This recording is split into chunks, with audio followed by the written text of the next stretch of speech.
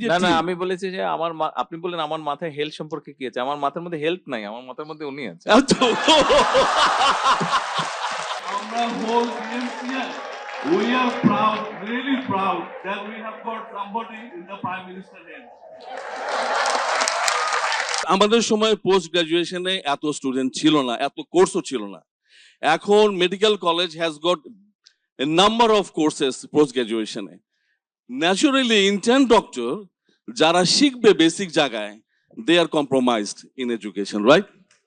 তো ওইটা আমার মনে হয় আপনি যদি সেইভাবে বলা থাকে, specially doctor Zubaida is here, উনি যদি এটাকে একটু দেখেন যে তাহলে কিভাবে ব্যালেন্স আনা যায় in between post graduate and the junior intern doctor, এদের মধ্যে, যাতে করে রোগী দেখার ক্ষেত্রে, বিকজ ঢাকা মেডিকেল কলেজের গ্র্যাজুয়েটরা আমরা খুবই প্রাউড ফিল করি যে আমরা অন্য যে কোনো মেডিকেল কলেজ থেকে সবচেয়ে বেশি পেশেন্ট আমরা দেখতে পারি, রাইট? আমরা এটা প্রাউড ফিল করি। কিন্তু ওইটা যদি কম্প্রোমাইজ হয়ে যায় তাহলে ডিএমসির আমাদের যে স্কলাররা এরা ভবিষ্যতের জন্য they will be also compromised.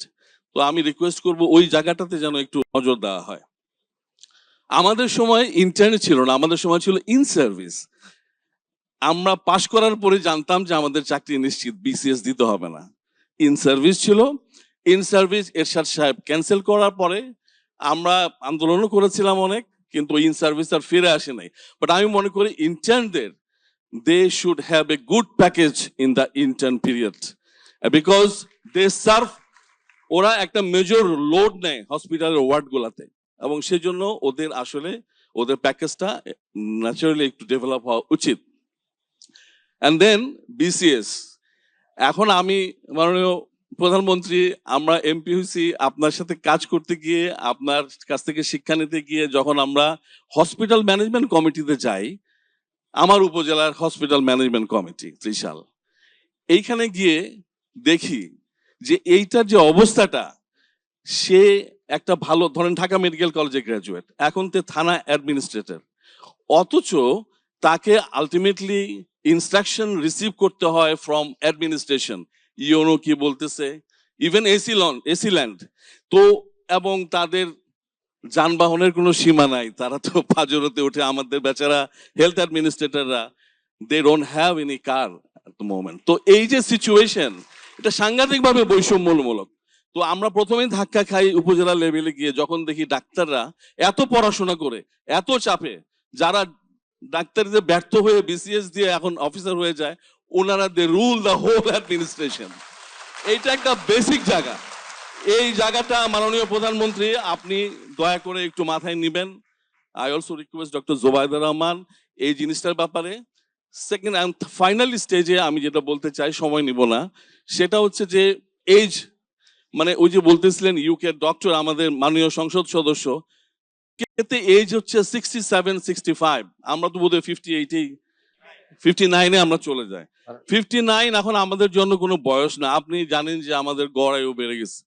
আমার মনে হয় স্পেশালি ডক্টরদের বেলায়, বিকজ দে আর স্পেশালিস্ট, ডক্টরদের বেলায় যদি এই জিনিসটা একটু চিন্তা করতে পারতেন খুব ভালো হতো, বিকজ তারা আরো ভালো সার্ভিস দিতে পারতো। ফাইনালি আমরা জানি আপনার মাথায় কি আছে হেলথ সম্পর্কে, বিকজ আমাদের একটু সুযোগ হয়েছে ইন্টারাকশন করার। Yes she as well. তো আমরা জানি যে কি আছে, এবং ঘরের মধ্যে আপনার যিনি আছেন উনি যদি এটা ইনিশিয়েটিভ নেয়, I am more than sure যে আমি যে মুখে বললাম, শুধু মুখে না, আপনি যে না, না আমি বলেছি যে আপনি বললেন আমার মাথায় হেলথ সম্পর্কে কি আছে? আমার মাথার মধ্যে হেলথ নাই। আমার মাথার মধ্যে উনি আছে।